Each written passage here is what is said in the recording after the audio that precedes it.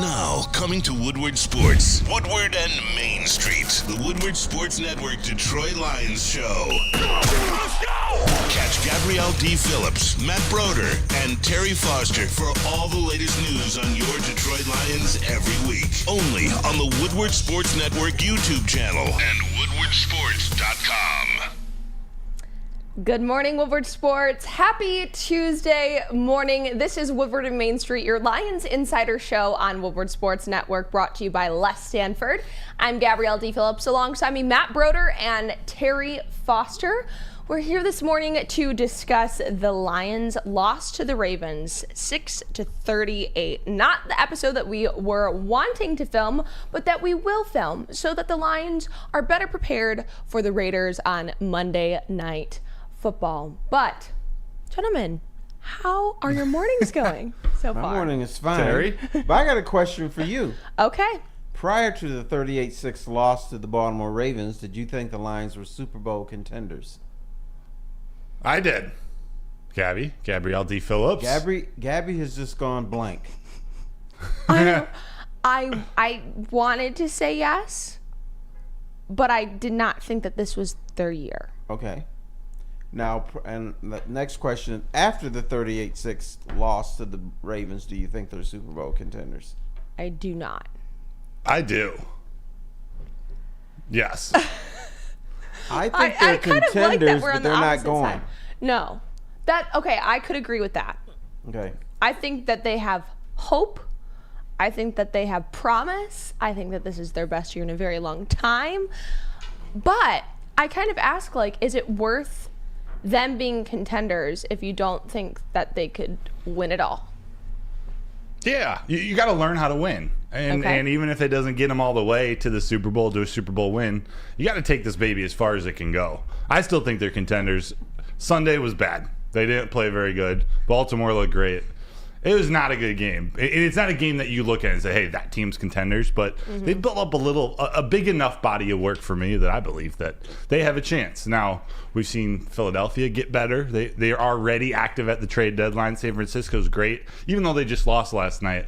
Lions, are they going to make moves at the deadline? We'll see what this team looks like in exactly a week from now. And what's interesting to me, and we're going to get into it a little bit later in the show, is the overreactions, but how quickly people are turning around on the Lions. When you don't see that with the 49ers, you don't see that with many other teams in the NFL. I mean, the 49ers lost to the Vikings last night, and I can't imagine that people will have the same reaction. But you know what those teams have? They have street cred. The Lions do not.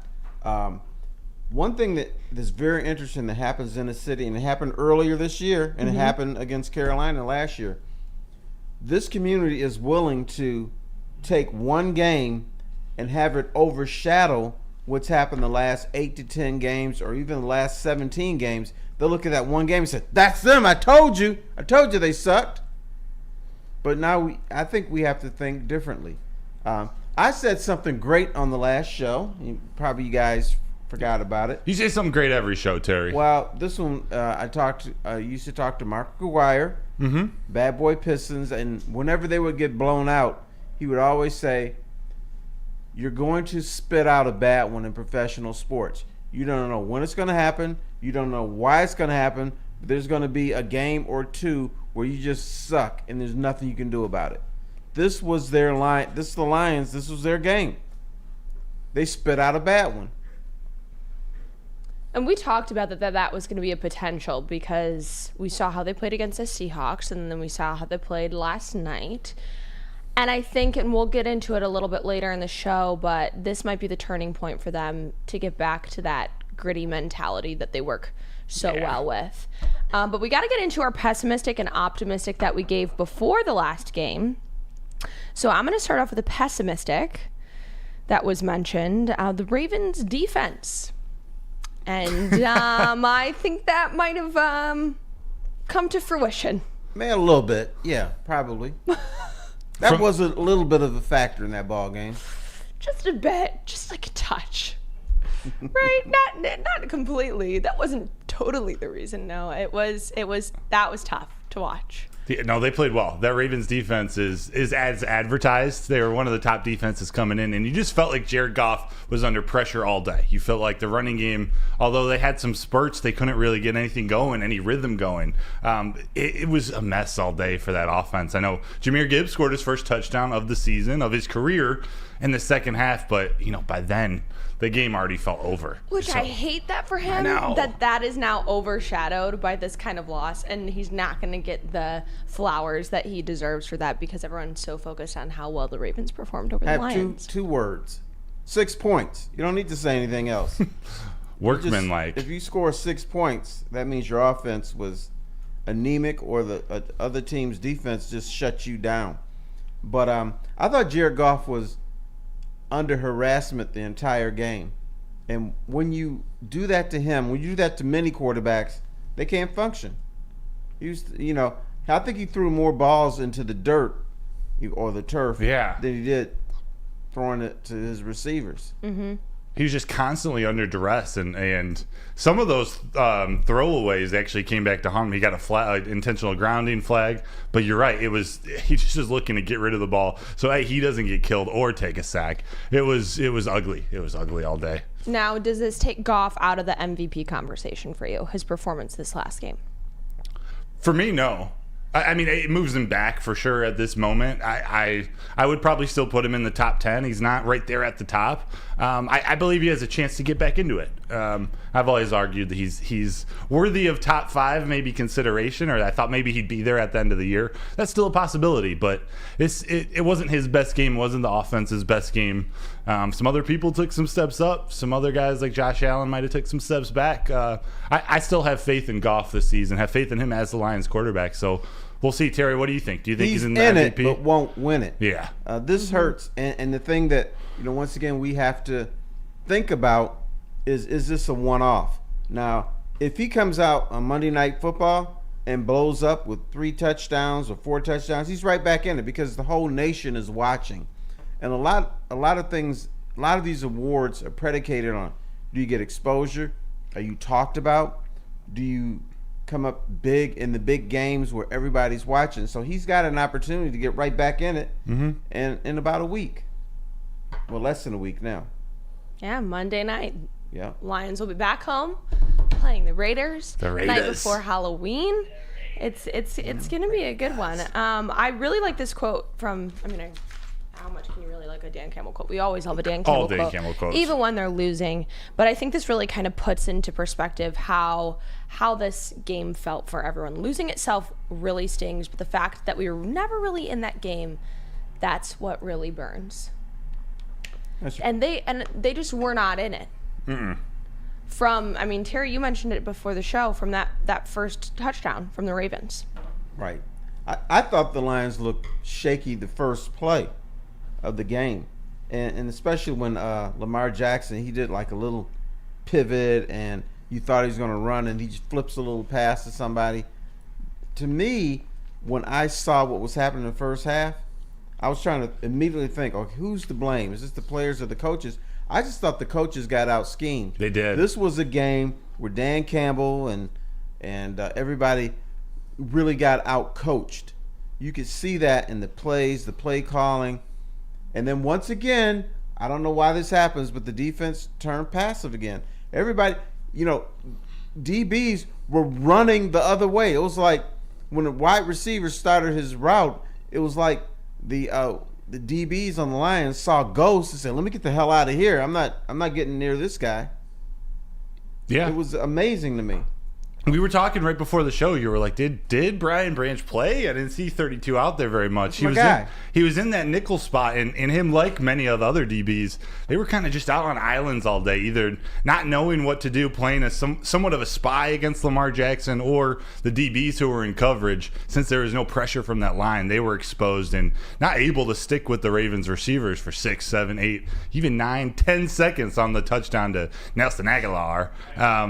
It was one of those things. is all day. It was a mess. Dan Campbell talked about the energy that his team played with. That was maybe the one thing I didn't agree with out of his post-game press conference. They felt like they were dead from the start. Not dead. They felt like they didn't have the energy from the start. They were tired out there, and that they were always sort of second guessing what they were doing against Lamar Jackson. That's the key word. It wasn't they lacked energy, but they were thinking too much. And when you think and don't play with instinct, you look like you're sluggish. Yeah. You could see they're like, okay, what the hell's going on here? And you play slow, you play lethargic, you play like you don't care. You do care, but you're thinking too much because you don't know what the hell's going on there. And what was a big takeaway for me from his press conference was also Dan Campbell kind of calling out his players and saying, look, there were people that were not doing their job, that were not looking around, and then there was other people that were trying to cover for them, and then because they were trying to cover for them, they were not doing their job as well, and it was just a complete cluster. Yeah. From what it sounds like, from his perspective, and obviously we can see that, but he knows more clearly what they were intending to do and who was failing to do that, and then who was trying to step in, and you just can't do that. Yeah, and Dan Wood said right in the chat, processing versus reacting, especially against a guy like Lamar Jackson, a perennial MVP candidate. You have to have your game plan in, your practice down, and your decisions need to be instinctual. You can't be reacting to a guy that quick who can now throw the ball well. Now is gaining that respect throwing the ball. They were doomed from the start, and especially with that second guessing in their aura on the day, it was tough. You throw the ball well when dudes are 10 yards open. I can't say, okay, I'm not going to say never seen, but I rarely see guys that wide open. I mean, it was crazy. And like I said, the DBs are like looking at these guys like they were ghosts or goblins or something. So let me get the hell away from this guy. Yeah. So they were running away from wide receivers, which is crazy to me. But I got a but for you. Go for it. Dan Campbell was talking about the players. But he needs to look into the mirror. And I think he is. And that is actually a perfect segue, Terry, because we are going to get into that in the third segment of the show. So stick around. This is Woodward and Main Street, brought to you by Les Stanford. Join Woodward Sports' own Jeff Iafrate along with special WSN guests for the most anticipated Lions season in decades. Filled with different surprises and expert analysis. You're not going to want to miss out. Go to our Woodward Sports YouTube channel on Sundays and tune in live from 9:30 to 11:30 a.m. Woodward Sports' own Tom Mazaway and Sam Stick Day will be hosting our Lions postgame show after every Lions game all season long. Tune into the Woodward Sports YouTube channel for his hot off the press takes, game analysis, and Kool-Aid sipping celebrations. You won't want to miss it. Join Maz, Stick, and special guests each week immediately following every Lions game, exclusively on the WSN YouTube channel.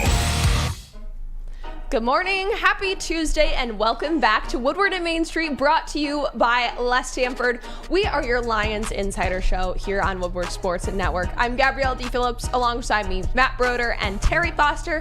And thank you to Detroit Kool-Aid and Spencer for making this show happen today in the booth. We're super grateful for them coming out here early in the morning, because it's even harder to come out at 7 in the morning when you're talking about a Lions loss. And this is a holiday for Kool-Aid. This is the NBA season kicks off. Kool-Aid is our Detroit Pistons beat reporter. It's a big day. I'm sure we'll be hearing from him later in the day. But the Pistons get going this week. It's going to be fun. I mean, nothing's better when all Detroit sports are running. Red Wings are doing well. Hopefully at some point the Tigers will make a postseason run again, and then we'll get all four. Maybe as soon as 2024. Now, I don't want to put a damper on this little parade. But you know, Alex DeBrincat is not going to score 80 goals this year. Just you to sure? let you know. Yes, he's going to score 82. He could, maybe 82. Maybe just 76 or something. I'll take either. But this is a Detroit Lions show, so we are going to get into what happened out in Baltimore, and is this a sign for things to come? So, my first question for you two is, are the injuries catching up to the Lions? I don't know if catching up is the proper term, but they showed up in this game.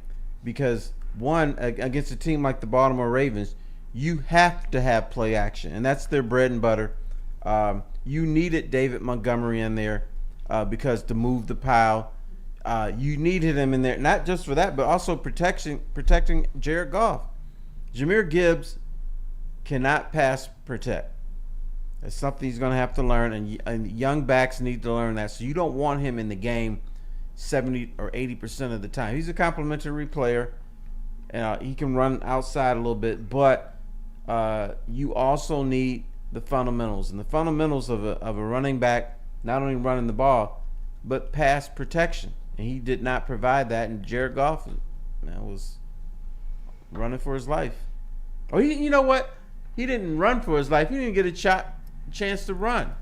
Dude's right on him before he could even move his little legs. Throwing it away for his life. Right. I mean, they were coming in from all. It was like, I mean, we talked about it in the last segment. I was like, where are they? They're coming from right there. How do you not see them? Looked like a tsunami. Right. And you knew Saturday evening when news broke that Jerry Jacobs was questionable. He hadn't been on the Friday report. He is questionable. Turns out he had hurt his knee. He felt funny and injured his knee Friday in practice. That sort of was an omen. It was bad news. He felt something wasn't right going into that game Sunday, and losing Jerry Jacobs was maybe a bigger loss than many think. And now that cornerback room, the depth there is gone. It seemed like a really strong room at the beginning of the season with Emmanuel Mosley expected to come back. You had Jerry Jacobs, who was your starter last year, coming in as your number 3 cornerback, and then a plethora of safeties, some of which can play corner, like C.J. Gardner-Johnson, Brian Branch, and all of a sudden Emmanuel Mosley goes down again. Just Jerry Jacobs is down. We don't know for how long. Hopefully not too much. That might be an area that Brad Holmes needs to look at the trade deadline. That secondary is all of a sudden depleted, especially at that cornerback position. Would you like Brad Holmes to make moves at this trade deadline? I would. I think I still haven't decided how far I want to go. I don't want to screw up the long-term plan, but I do think that this year there's an opening.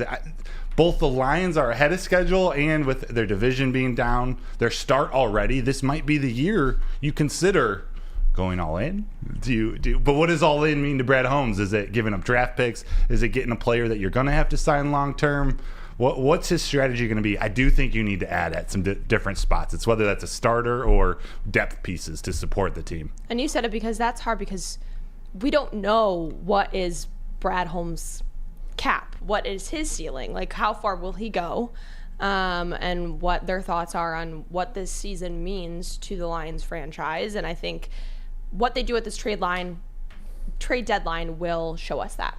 Yeah, and the one thing about Brad Holmes and the Lions' history, which still remains, is they're cautious. They don't break down the brick walls. He is still thinking about the salary cap. He's still thinking about building a roster. And every move he makes, he needs to ask this question. Because a lot of times, if they trade for somebody, they have to give up draft picks. The question should be, can I make this team better in the long run by keeping these draft picks, or can I make it better by obtaining this veteran who I need in the short term, but I may not need in the long term? So it's a real tricky thing for him. This is where you're in the big bucks. That's right. Is there a certain position that you guys think they need to attack first, or just where do you think their areas of need are? Secondary. You think the secondary? Yeah, running back. And you think they go secondary first? No. Or no, you think that's just a position of need? I think it's in there, but they address that this offseason. And then you have, so C.J. Gardner-Johnson is on a 1-year contract. Will they bring him back? There's so many question marks around that. I don't think it will be addressed until after this season. Running back, I would say, is number 1. Gotcha. What do you think about that, Terry? Running back is not that important compared to the secondary. Really? But the thing that hurt the Lions is they had defensive backs and safeties coming off the woodwork. They signed all these DBs, got depth, and that was, when you looked at this Lions, you're like, secondary is cool. Don't have to worry about that. Then these guys start going down one by one by one. Now you were saying, they don't have depth there, which is amazing to me because they not only had depth, but that was one of the strengths of the team. Yeah. At the start of the season, that was like the main thing people were talking about was how much the Lions were able to turn that around. Right. Yeah. But you think with a guy like C.J. Gardner-Johnson who can play both safety positions and cornerback positions, that gives you a little bit of a safety net. Emmanuel Mosley coming back too, Jerry Jacobs. I do think they need to address the secondary, and maybe they do that with the depth piece. But to me, they got to go attack that defensive line. I think Aiden needs help. He's the only one out there that's really able to get to the quarterback. Aleem McNeil's having a great season, but it's especially great in the run defense. He hasn't been able to get that pressure on the quarterback. And I think the way the NFL is moving, and not to bring up Jalen Carter's name, but that inside pressure, the Lions need to add there. Both from the defensive tackle position and that edge position, they need to get more pressure on that quarterback because of those DBs who were left on islands all day. They can't stick with guys for 8, 9, 10 seconds. Nobody in the league can. So you got to get pressure, whether it's Lamar Jackson or a pocket quarterback. You got to be able to get to him. But well, you especially can't stay with a wide receiver when you're running away from him. That's true too. Right. That's Get true that too. out the way. Yeah, and you got to look. I think he is going to attack the secondary, like you said, Gabrielle Dee Phillips. Their strategy in the draft, they were going to take Devon Witherspoon at number 6. If he was there, I very much believe that they were going to get him. They didn't address that later in the draft. They had signed Emmanuel Mosley at that point. They were going to go with Jerry Jacobs as the number 3. They didn't replace that with anyone else. They got Stephen Gilmore, Starling Thomas as undrafted free agents, but maybe he looks at the secondary, whether that's a Patrick Surtain or some lesser expensive guys. We'll see. Denver Blair in the chat is saying C.J. Gardner-Johnson still wants to play in the playoffs if we make it. That would be huge. He has come out and said that, but there's a difference between he wants to and will he be able to. Yeah, obviously, everyone hopes that he'll be able to, and we hope that he'll have the opportunity to play with the Lions in the playoffs because the Lions have to get there first to make that happen for that to even be a possibility for him to come back and play with them. All right. They're making the playoffs. I know they got hammered, but they're making the playoffs. They're still going to win the division. I believe so too. You still think San Francisco's a good team? I do. Yes. We thought they were invincible. They lost twice in a row.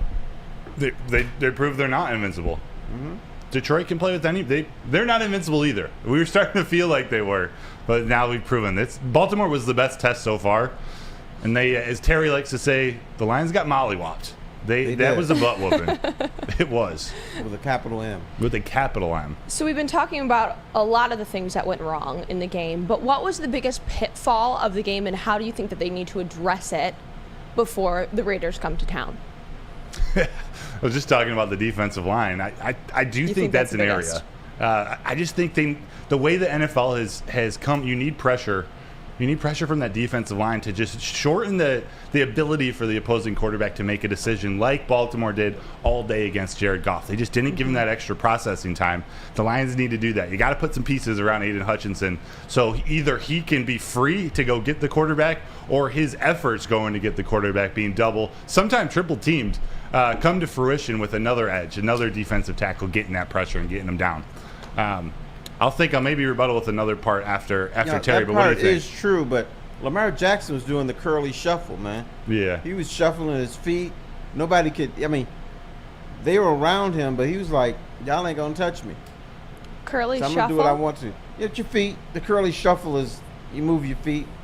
You got to watch the Three Stooges. I've seen. Larry Moe and Curly. Oh, I'm sorry. I'm dealing with young people. Have you guys heard of the Three Stooges? I have seen the Three Stooges. Oh, okay. You mean Larry Moe and Come Curly? on. Larry Moe and Curly Joe. Or Spenny, They're the Easy, funniest and Booner? guys I know. Easy and Booner. That was a good one. Hey. So what was your biggest pitfall, Terry? The coaching.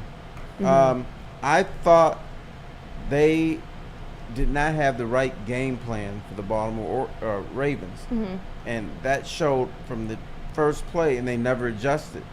I think the coaches put their players in a bad position where the players are like thinking, what the hell's going on? This isn't what we were expected. So, and I think Dan Campbell on Monday addressed that. Yeah. And, he always does the coach's speech. Every coach says this, it falls on me. Well, this time it really did fall on him. It really did fall on Aaron Glenn. It really did fall on Ben Johnson. They just didn't put their guys in the best position to win. Now, what is a positive that you could take away from this game, if any? I'm trying to find the silver lining here. Maybe it's not something they did in the game, but maybe it's a lesson that they will learn as they go into this next week in Monday Night Football. Yeah. Anything. The plane didn't crash on the way back home. Oh, Jesus. How about that? That is a positive. That's a W.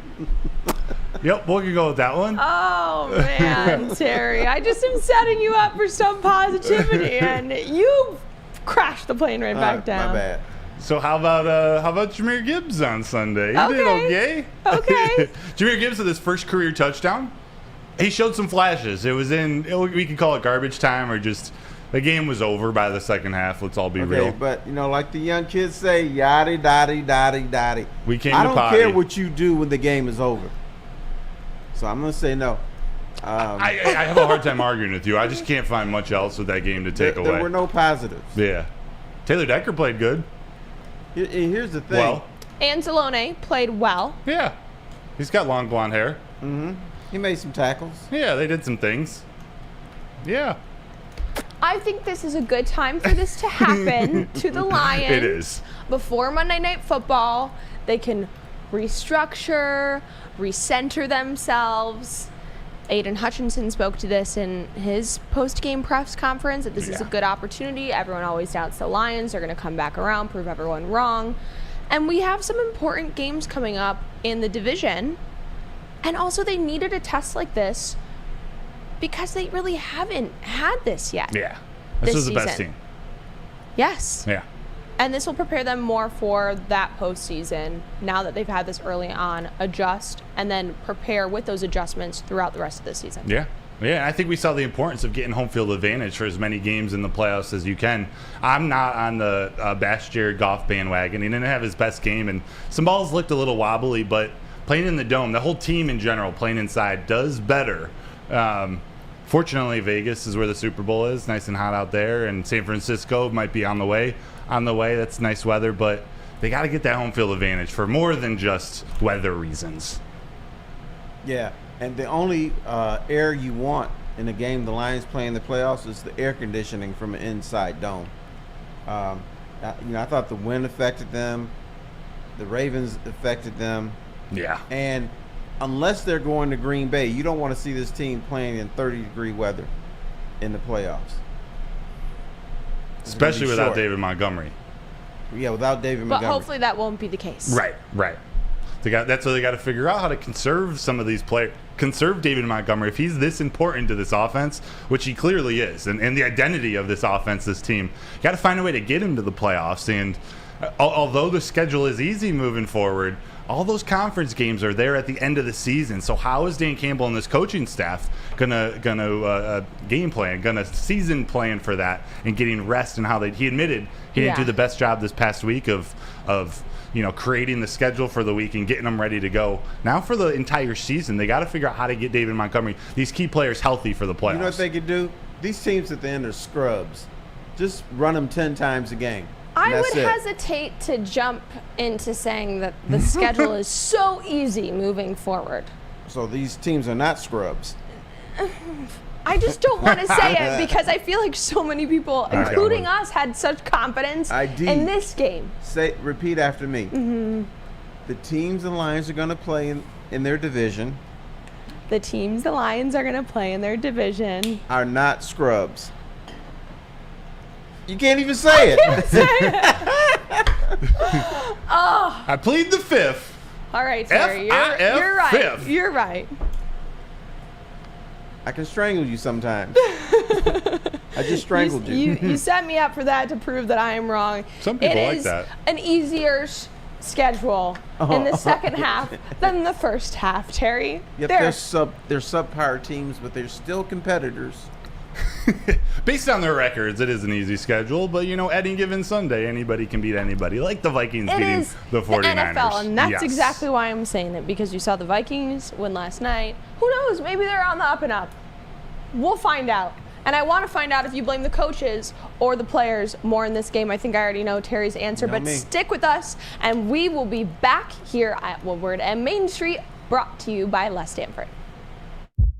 Brace yourselves, Detroit. As the sun begins to set, two of Woodward Sports' brightest young stars will be taking the mic for a brand new show. Woodward Nights with Broder and Broder. The dog days in Detroit are over, and the boys are unleashed. Join in on the banter and hop on the bandwagon of the #1 night show on the internet. Tune into the Woodward Sports YouTube channel every weeknight from 8 to 10 p.m. Woodward Nights with Broder and Broder.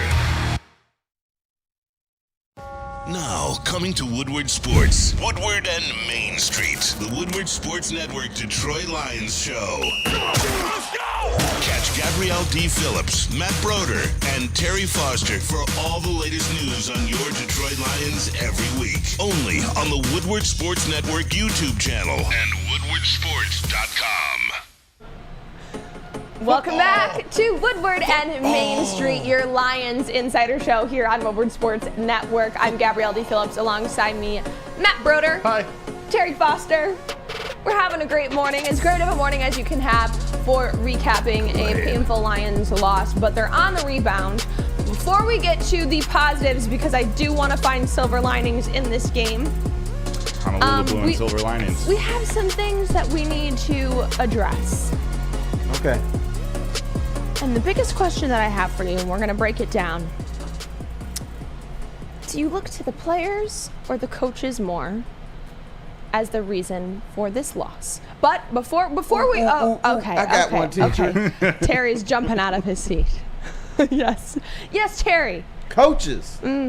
I thought John Harbaugh, and you know what may have happened? Maybe John Harbaugh got some of those scouting reports from his brother Jim Harbaugh, and he sent them over to Baltimore. It's like they knew everything the Lions were going to do. They just strangled them. They had new wrinkles that the Lions had never seen, and it was like they knew the Lions' strengths and they played them against it. So maybe the MVP of this game was Jim Harbaugh, who sent over the game plan and. Well, he didn't know anything about that. It might have been someone on his staff. But, Sure. you know, there could have been some communications from Harbaugh to Harbaugh. Could have been. Know. Broder, where do you place this blame more? I do put it on the coaches. And the players didn't play well. They didn't have the energy. I thought they didn't execute. But part of that is the coaches getting them ready to play. And then I sat up here on Sunday morning and I was like, if there's anything you can count on, it's the Lions being ready to play for this game. And they weren't. They weren't, and it felt like Mike Macdonald, the defensive coordinator for the Ravens, was a step ahead of Ben Johnson all day long. It felt like Todd Monken, the offensive coordinator for the Ravens, was a step or two ahead of Aaron Glenn all night long. It seemed like they just couldn't. The Lions were constantly playing catch up. They couldn't get back. And I got to give credit to Todd Monken. The more I think about this season, the Ravens haven't looked great up into the point. They've looked all right. They've had spurts, but he's trusted Lamar in that pocket. They've had a couple of games where their receivers have dropped balls. Their offense hasn't looked as fluid as it has in years past, but Todd Monken stuck to that, and it showed. The Lions had no answer for Lamar when he would try to scramble. He did the little fake throw and run, or he would fake running and then toss it to Mark Andrews or Gus Edwards for the 80-yard touchdown. It just seemed like their faith in Lamar Jackson, their commitment to allowing him to throw the ball more, is starting to come to fruition now. That offense looks scary, and the Baltimore Ravens now look like one of those teams that are going to compete at the top of the AFC. And I know that wasn't about the Lions. This is the Lions show. That guy Todd Monken, he outcoached Aaron Glenn, and McDonald outcoached Ben Johnson. So clearly the Ravens, one of their strengths this season is being able to pivot for these other teams and what their strengths are and calling those out and then completely weakening them at those points. At least for 1 week. That's spot on. Able to do that. Yes. So are you concerned that the Lions coaching staff was unable to do the same thing? I think they got exposed to their inexperience. Okay. They can out-coach and out-scheme and out-motivate many of the teams that they face, particularly the scrubs they're going to face at the end of the season. Scrubs. So I think a lot of what the Lions are about is about motivation, stimulation, and just putting people in the right spots. But Like Deshaun Watson. if they come up against a tactician, which John Harbaugh is, then they're going to be in a little bit of trouble. So you got to look at who are the tacticians they're going to face the rest of the season. That's a good point. This game was not just a comparison of teams and how your team stacks up, your players-wise, to a team that we expect to compete with the AFC, but now it's the coaches. It's how can they now take that next step and develop throughout the rest of the season so when they get into these big games, hopefully in the playoffs, they're ready for it. Like, you wouldn't want the Lions to face old-school Bill Belichick. No, that'd Today be you may want, but, back then when he was shuffling everything around and creating stuff, that would be a very rough matchup for him. Now, he's a scrub. Back on the scrub talk. But one of the things that you mentioned is the motivation that they have, and clearly that's a big part of the Lions brand. Another part of that is the comeback mentality, the underdog mentality. We're made for this. You guys always doubt us. My concern with that is, are the Lions too reliant on that mentality?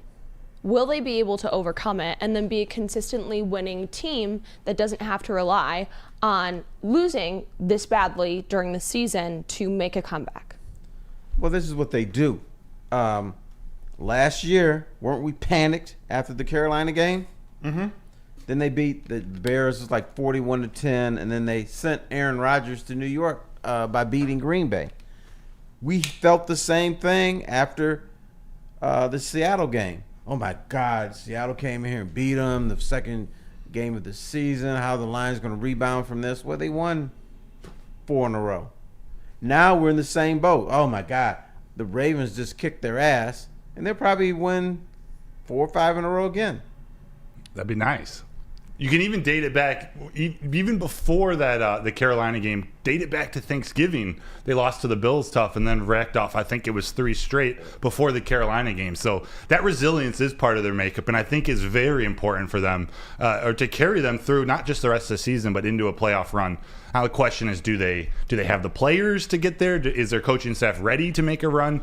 That's to be determined. But I think this is an important part of their makeup, their new culture, that grit. They need to show that resilience. They need that motivational mentality to win these games. And I don't think there's anything wrong with it. I do think it's necessary especially for a team like that who needs to get over some mental hurdles. And I think us Lions fans need to too. Learning how to lose or learning how to expect to be at the top of the division, the NFC North and the NFC. It's a new feeling for a lot of people. So how are we going to react to it? Oh, you know what? My bad. I forgot the big one. I forgot 3-13-1 and then 1-6. Mm-hmm. They rebounded from that too. That's a very good point. So I have all the confidence in the world that they'll rebound from this. You're not going to go 16-1, probably not going to go 15-2. This is the National Football League. This happens. San Francisco's lost twice in a row. Teams lose a couple games. And sometimes, like Mark Aguirre said, you spit out a bad one. So how do you rebound from that? Now, if they get hammered by the Oakland Raiders at home on Monday Night Football, which I don't expect, then maybe you could say, all right, we got a little problem here. But they rebound and win that game and keep rolling. What is it? What is it? One of the things that Dan mentioned in his press conference was about Ben Johnson, saying that right after the game, Ben Johnson went up to him and had said, I wish I would have run it more. What do you make of the would-haves, could-haves, should-haves that are coming after this game? Yeah, I think it just proved that they were reactionary all game. They let Baltimore dictate how he was going to call the offense. And really, I mean, how is he going to run it after you get down 14-0 so quick?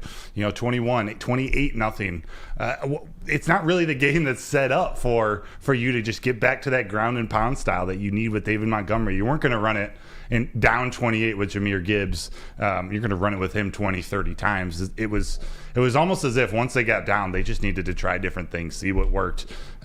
I don't mind the what-ifs in that game. They just felt like they were behind from the start. Yeah, it's a very noble thing to say, but you're not going to be down 14 or 28-0 and start pounding the ball, particularly when your bell cow's not there. Mm-hmm. Jahmyr Gibbs is at this point of his career, is a secondary back. He's not a guy you're going to say, okay, bro, go get him. I want you to run it 20 times. I want you to jack him up. I want you to hit him in the mouth. I want you to carry this game. He's not that guy yet. Maybe he can be that. He's your secondary guy. You can't run the ball with him a lot. And if something happened, you sprinkle in the runs with him. Yeah, and if something happened to him, what were you going to do at that point? Craig Reynolds was banged up. Mo Ibrahim, he got hurt. He's going to be out for the season after dislocating his hip.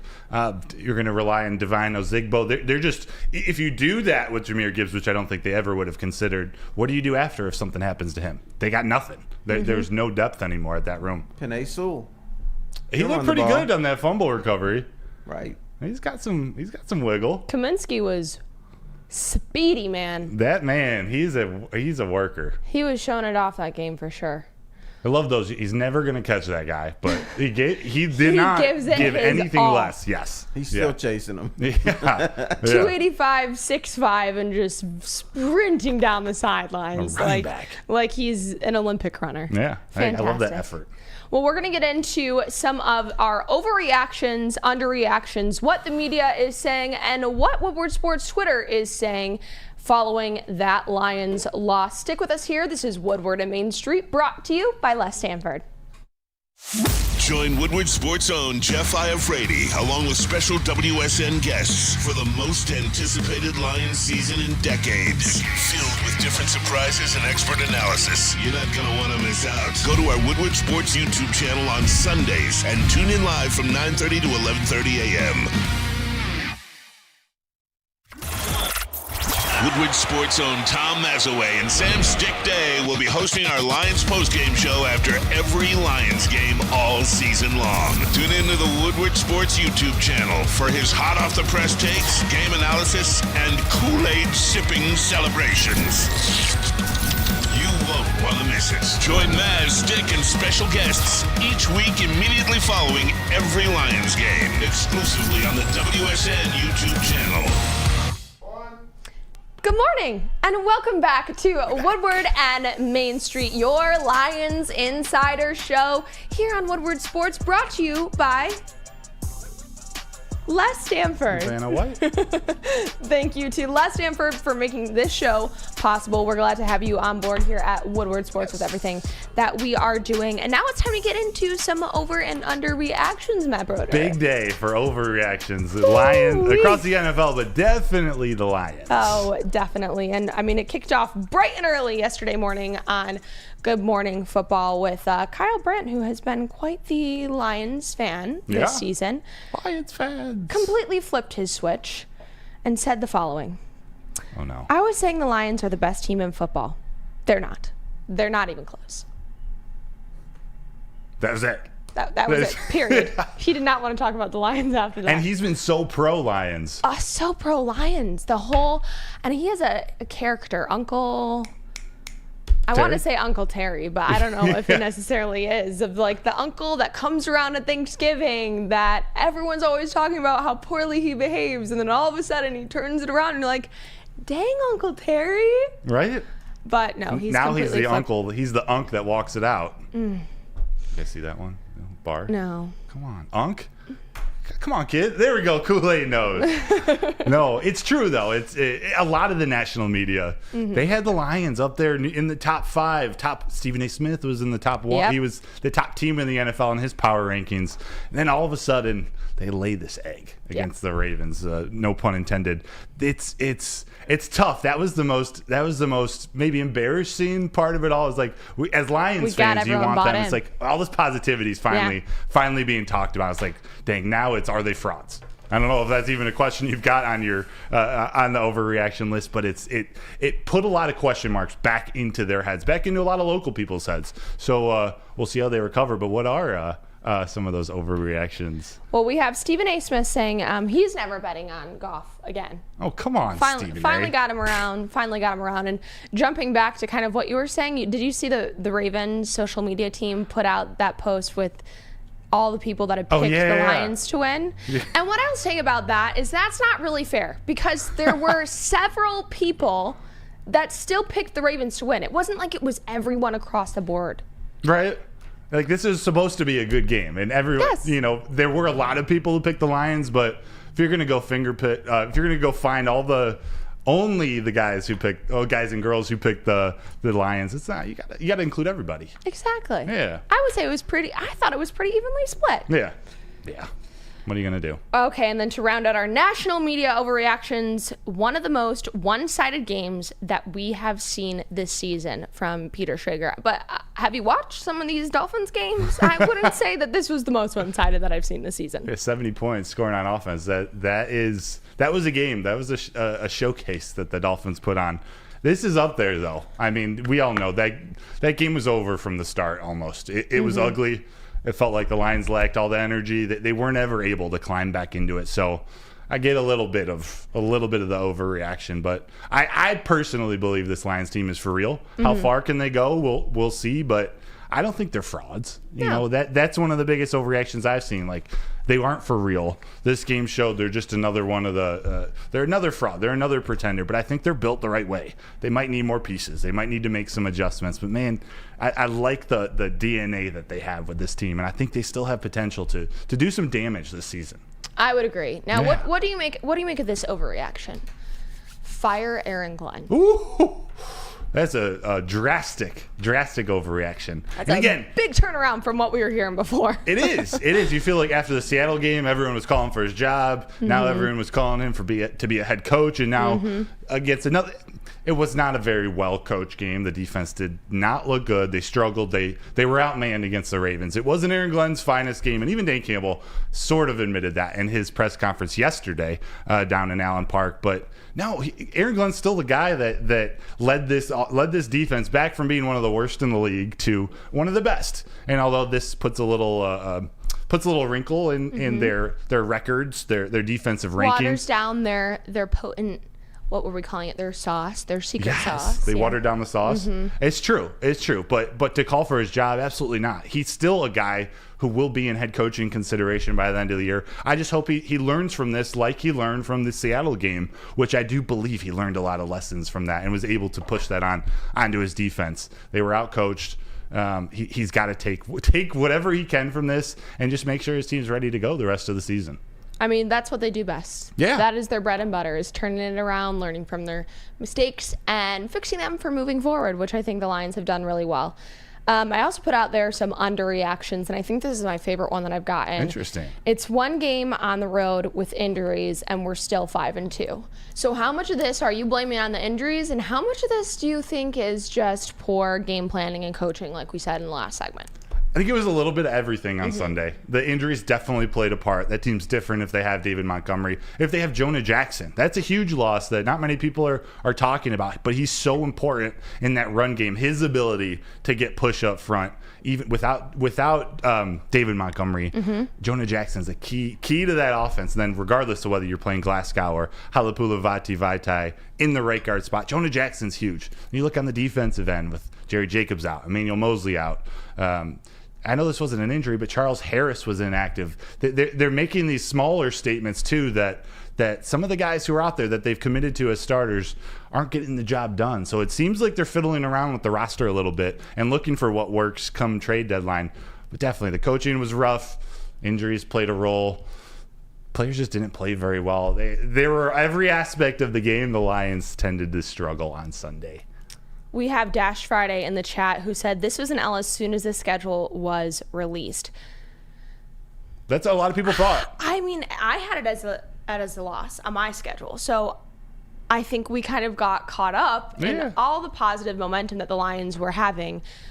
But they're still taking another step forward this season, and that's what so many of us here at this network have said from the start. As long as they're taking a step forward, as long as they can make it to a playoff game, that will be the Lions moving in the right direction this season, which I think we all want. And I think we kind of were reaching for the stars a little bit this season, which is completely fine. Yeah. But I think this was kind of humbling for not only the team, but also the Lions fans.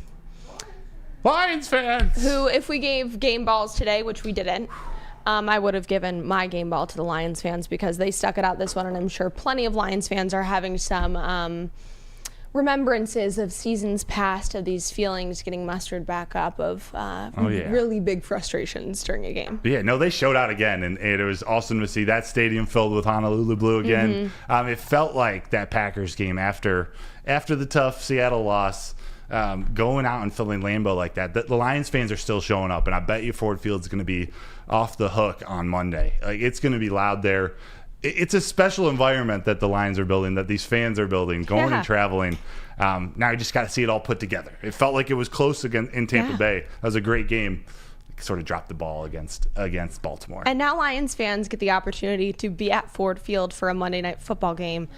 That is really important. Coming off of a loss, this is really important, and I think that is felt throughout the city here of how important this game is, and how much the Lions fans need to show out for this big game on national television. Everyone is talking about it. I guess all games are on national television, but this is big time. Monday Night Football. Very important spot, and I'm so excited to see what the Manning brothers have to say about this game. And we're going to see a new helmet debuted. They're going to be wearing their alternate helmets on Monday night against the Raiders. We're going to be honoring Lomas Brown. He's being inducted into the Pride of the Lions, Lions great Lomas Brown.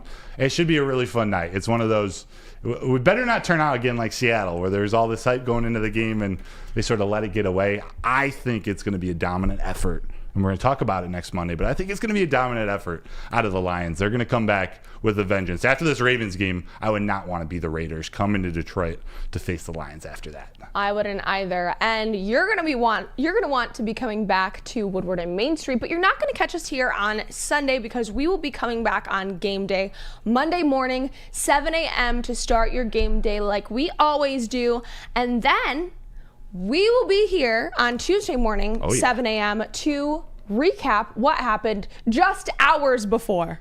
Literally. Matt and Terry are really going to be trucking it back down here after the game. I don't even know if they're going to sleep, but it is imperative that we give some inside takes on what happened from hopefully a Lions win the night before. So we'll be seeing you all back here on Monday morning at 7 a.m. Lions game day. Yes. I think other than Scott Van Pelt, we might be that first outlet the very next morning to cover the game. It should be a lot of fun. It's going to be a long 36 hours, but it's what we hope for, right? And Let's Halloween. Yeah. And Halloween right.